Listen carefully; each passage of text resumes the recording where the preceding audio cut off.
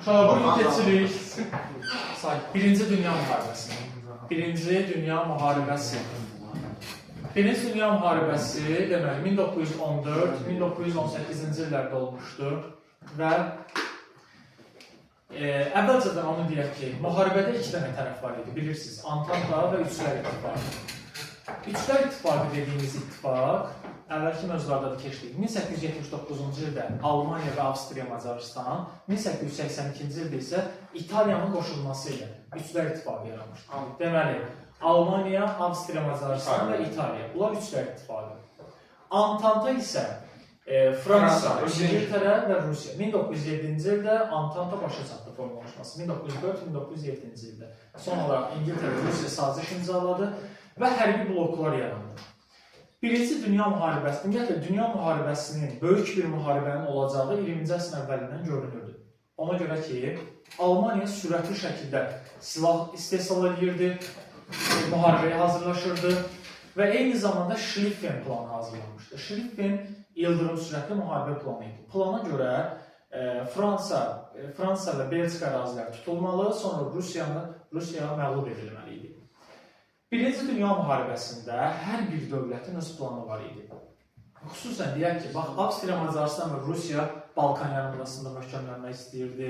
Almaniya, deməli, o biri Avropada ağalıq etmək və geniş müstəmləkələri ələ keçirmək istəyirdi. Bundan başqa, digər böyük dövlətlər, İngiltərə, Fransa və digərləri Osmanlının ərazilərini ələ keçirmək istəyirdi. Və Avropa bir qaynayan qazana bənzəyirdi, amma müharibənin başlaması üçün bir bəhanə də oldu. Bu bəhanə nədir? 1914-cü ilin iyunun 28-də Avstriya Macarıstan vəliəhdi. Vəliəhd bilirsiniz də, Şahzadə, yəni sonra hakimiyyətə gələcək şəxs. Frans Ferdinand Bosniyada səfərdə olarkən bir Serb millətçisi Gavrilo Princip tərəfindən öldürülür suiqəst nəticəsində. Gavrilo Princip adlı Serb millətçisi yaxınlaşır vəliəhdin maşınına və iki dəfə ateş açır. Birini ona, birini də həyat yoldaşına. Beləliklə, bu bir vəliəhdin öldürülməsi ilə Avstriya Macarıstan Serbiyaya ultimatum göndərir ki, bəs qatili təhvil verir. Serbiya da bundan imtina edir. Belə olan halda bir ay sonra Avstriya Macarıstan Serbiyaya müharibə elan edir. Serbiyanı müdafiə edirdi kim? Rusiya. Rusiya da Avstriya Macarıstana müharibə elan edir. Avstriya Macarıstanın müttəfiqi kim idi? Almaniya. Almaniya Rusiyaya müharibə elan edir. Rusiyanın müttəfiqləri kim idi? İngiltərə, Fransada Almaniya. Qısacası, Üçlər İttifaqı və Antanta bir-birinidir. Sadəcə ardıcıllığı tutmaq çox asandır, məntiqlə. Kim müdafiə edir, onsuz da bilirsiniz də, kim müttəfiqidir. Və beləliklə Avropa müharibəsi başlayır. Əvvəllər kiçik müharibə kimi görünürdü, qısa başlamışdı. Sonralar böyük bir müharibəyə çevrildi. ABŞ-ın qoşulması ilə isə böyük bir dünya müharibəsinə çevrildi. Birinci Dünya Müharibəsində ilk olaraq Almaniya Schlieffen planı, yəni bu dediyimiz ildırım sürətli müharibə planına başlayır və Belçika ərazilərini işğal edir. Hansı ki, Belçika bir tərəf idi müharibədə. Tərəflər arasındakı ilk döyüş, daha doğrusu Tannenberg döyüşündə 1914-cü avqustunda Almanlar Rusları mühasirəyə alaraq məğlub etmişlər.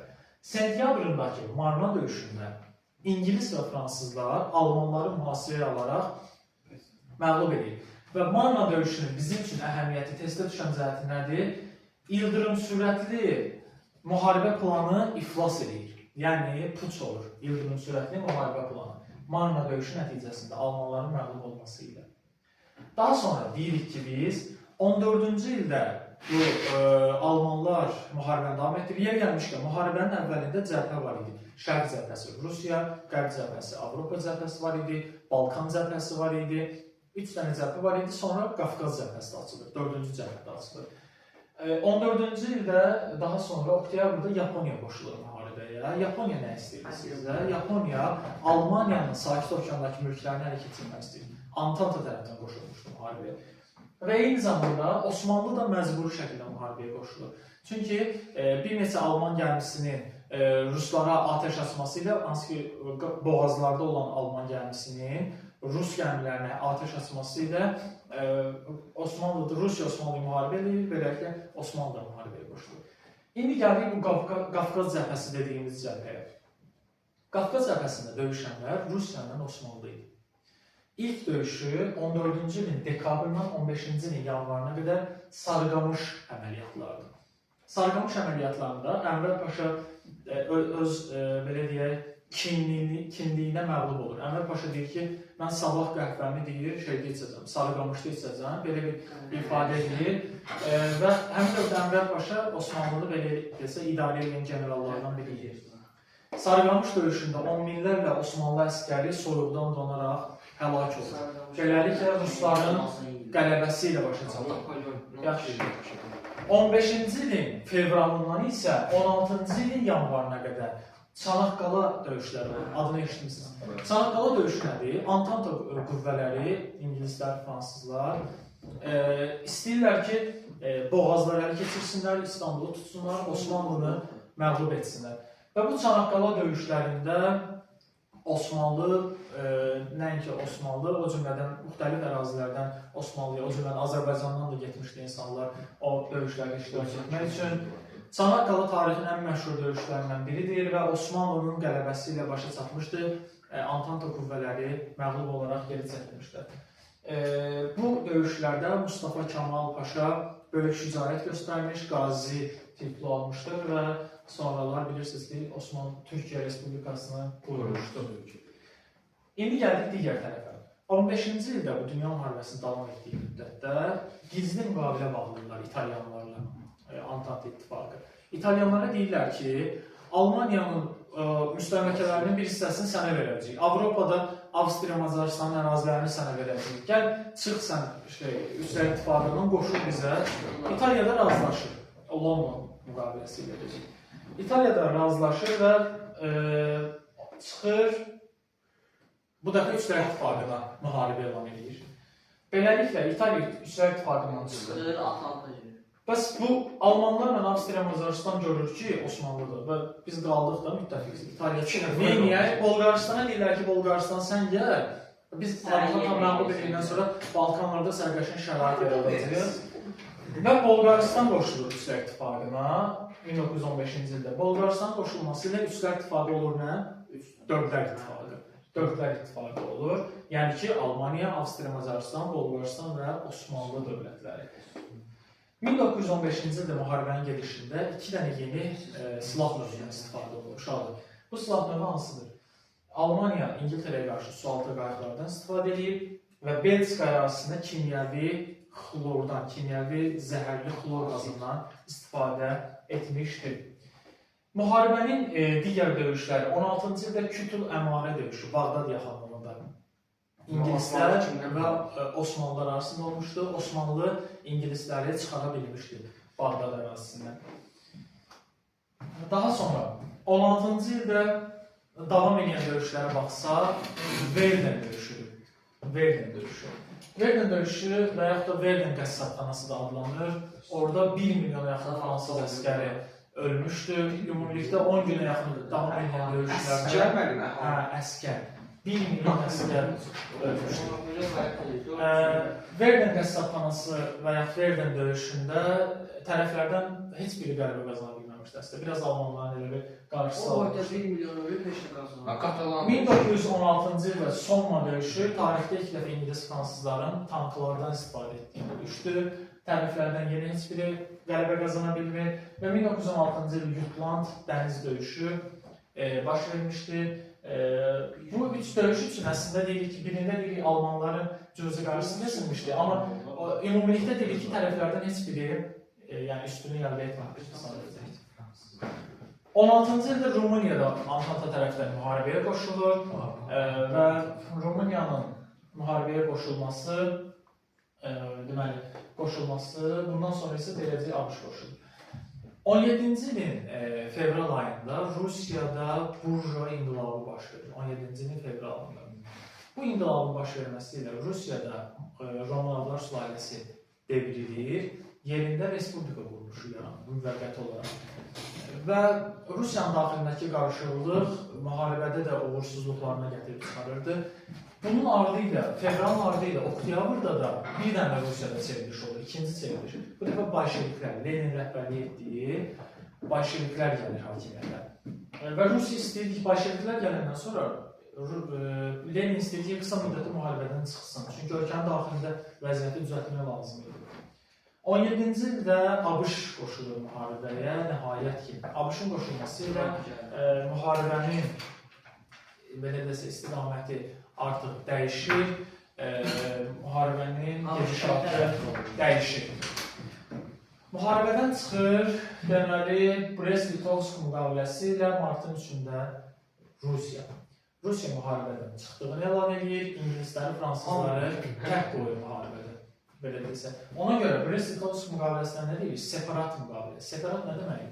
Yəni ki, heç kimi xəbərdarlıq eləmədən müharibədən çıxırsan. Düşün ki, kiməsə güvənib yola çıxmırsan, sənin yarı yolda olur. Yarı yolda bir şartdır.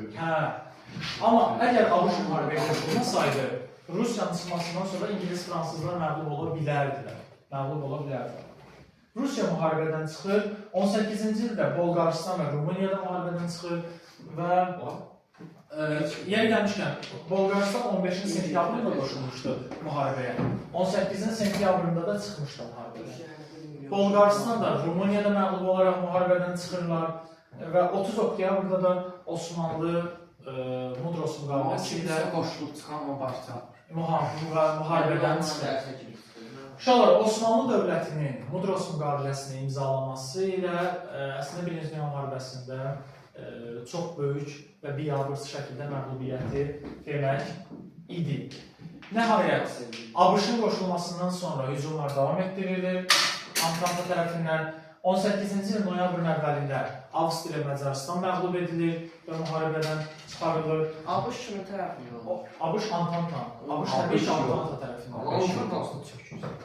11 11 noyabrda isə Almaniyada 11 noyabrda Almaniyada inqilab baş verir.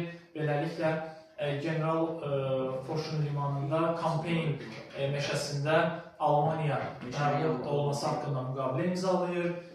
Kampeyn meşəsində General Foşun qatarında. Almaniyada nəhayət təslim edilir. Beləliklə, Birinci Dünya müharibəsi başa çatmış. Fransa nə oldu? Antan da qalib gəldi. İndi onu deyəcəm. Birinci Dünya müharibəsində 4 dənə imperiya dağıldı. Avstriya, Macaristan, Almaniya, Rusiya, Osmanlı. Bu 4 imperiya parçalandı, dağıldı. Müharibədə kim qalib gəldi? Müharibədə ən qalib çıxan ABŞ-dır. Niyə ABŞ-dır? Çünki Afrika girdi, amma bütün dövlətlərə borc vermişdi. Hamı ABŞ-dan borc almışdı. Hamı ANC-dan silah almışdı. Ona görə də ABŞ müharibəyə qədər tutaq ki, biraz az pul var idisə, belə deyək də, müharibədən sonra dəhşət varlanır və çox pulman çıxır. Bütün pul qazanıldı. Faizlə borc verilməli.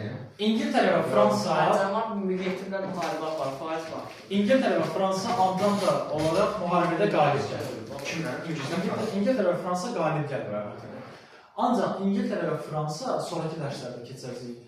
Müharibənin nəticələrindən ümumilikdə razı qalmır. Müharibənin nəticəsindən bundan sonra imzalanacaq Versal-Washington sistemindən narazı qalmırlar. Çünki ABŞ hər şeyi istədiyi formada nizamlayır. Buna görə də İngilislər, Fransızlar da çox razı qalmırlar. Və dediyimiz kimi Osmanlı, Rusiya, Almaniya, Avstriya, Macaristan isə dağılır. Ümumilikdə müharibənin nəticələrini, imzalı müqavilələri gələn dərsdə keçəcək. Bir də bir şey deyək ki, qondarma erməni soyqırımı adlı bir məsələ var. 1915-ci ilin aprelində Osmanlı öz ərazisində yaşayan ermənilərin bir hissəsinin köçürülməsi haqqında. Yenə köçürür, Ermənilər. Niyə? Çünki ermənilər Osmanlıya xəyanət edirdi və Antanta qüvvələrini işləyirdi, Ruslara satırdılar Osmanlı. Və Osmanlıda da belə bir qərar verilir ki, belə deyil, Osmanlıya zərər vuran bir qrup erməni köçürülsün. Baxmışlar, dünyada ermənilərin həmişə tanıtdığı bir şey var, erməni soyqırımı. Bax, o bu hadisədən sonra olur. Ermənilər köçürüləndə, bir 5-10 min nəsə erməni köçürüləndə, təbiidir də qatara yığırsan, köçürürsən, bir ola bilər kimsə ölür, kimsə köçürür, yaşlı olur, köçürülməyə tab gətirmir. Və bir hissə erməni ölməsi ermənilərin artıq 100 ildən çoxdur ki, qondarma erməni soyqırımını dünyada səsə salırlar. Olmayan şey. hansı Amerika prezidenti Biden idi da erməni soyqırımı ifadəsini işlədirdi, qeyd edirdi güya. Belə məsələlərimiz var idi. Ona gözləşir. Yəni testə düşsə bilin ki, erməni soyqırımı 15-ci ilin aprelində baş vermişdi. Birinci Dünya müharibəsi əslində köhnə kitablarda geniş idi. Burada əlavə döyüşlər var idi. İndi onun çoxunu çıxardıblar. Yəni 5-6 dənə döyüş var və çox asanlaşdırırlar mövzunu. Yəni Birinci Dünya müharibəsi kifayət qədər asan mövzudur. Bəsdir.